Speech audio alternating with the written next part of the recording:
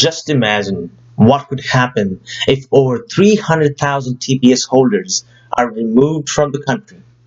The US could have a negative economic impact overall.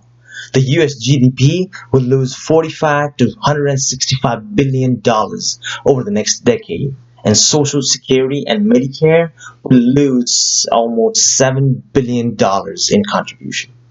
Thus, this brings to my question, should temporary protected status or TPS be terminated? With these monetary figures aforementioned, the answer should be no. Hi everyone, my name is Kushal Gurung, and this is my persuasive presentation on should the temporary protected status or TPS be revoked. As I answered earlier that question, the answer was no. We do not want to lose any of the TPS recipients that are fueling our nation's economy, plus the 11 nations, the designated nations bring their cultures and traditions in the United States, making our nation a diverse nation.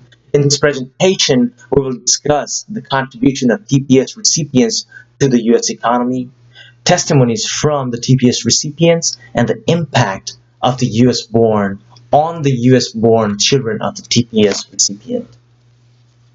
Before discussing about the contribution of TPS recipients to the U.S. economy, I believe it is important to understand what TPS actually is. TPS, Temporary Protected Status. It is granted by the Secretary of the United States Department of Homeland Security to eligible foreign-born individuals who are unable to return to their designated country safely due to conditions such as ongoing armed conflict, environmental disaster, or circumstances preventing their countries from adequately handling their return. The data collected by the infographics indicate that TPS recipients from 11 foreign nations contribute $4.5 to $16.4 billion, and Social Security and Medicare gets almost $7 billion in contribution every single year. That is huge. In addition, 27,000 TPS holders are business owners, creating jobs for themselves and other U.S. workers as well. And if the TPS is revoked, we will not only lose the revenue that we get from the TPS recipients, but also lose businesses that create jobs. Moving along, I have a picture of Miss Veronica Lagunas right here and her daughter at their home in Silmar, California. Miss Laguna, one of the almost nearly 200,000 people from El Salvador who actually lost their temporary protected status for a few months. Thank God the TPS got extended till January 2020, so she will be here till January 2020 until and unless it has been again extended. All right. So she said there is nothing to go back in El Salvador, and she added, the infrastructure may be better now, but the country is not in any condition to receive us. Adding to the testimony, I would like to share an experience with from a co-worker of mine who happens to work with me, who is also from El Salvador. He has been a TPS recipient since 2005.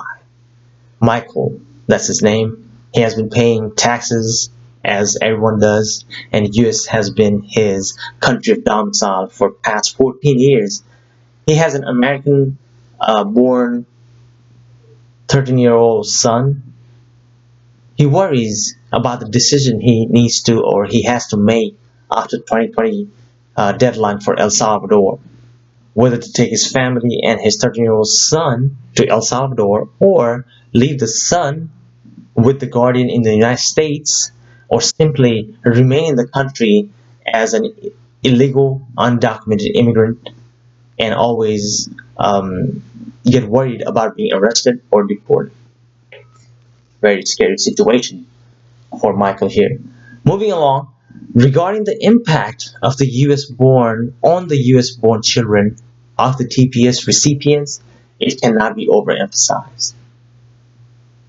TPS parents with greater immigration-related psychological stress reported negative impacts on their adolescent children ages from 12 to 18 years old. Children of detained and deported parents demonstrate rigor level of trauma symptoms and internalizing problems for ages 6 to 12 years old, and parental unauthorized status linked with the lower cognitive ability for, from newborn to 6 years old. Without personal experience from my co-worker Michael, a TPS recipient who is uncertain about his future as the deadline looms for the termination or the redesignation of the TPS for El Salvador, I would not have known the situation about many Michaels living in the United States. The testimony from the TPS recipients willing to stay in the United States legally to support their family are worried about the situation they are currently in. They are not ready to leave their nation that they have been living, or they have been considering the country a domicile for the past years.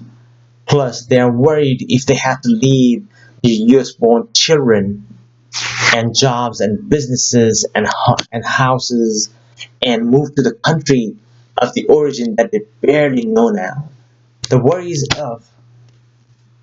of revocation of TPS designation are always lingering for the TPS recipients. However, we should not let the government end the TPS program, which is not only helping the foreign-born individuals who are unable to return home safely due to conditions or circumstances preventing their country from adequately handling their return, but also they are helping in our nation's socio-economic development. Finally, let us urge our government not to terminate the TPS. Without TPS, we will not be able to help the citizens of the nations who are going through hardship. We should welcome those in need, which in result will help in our nation's building as well as their nation as well. We do not want our neighbors, our colleagues who have been living in the United States for a long time to leave the nation that they call home. Thank you all for listening. Have a great day.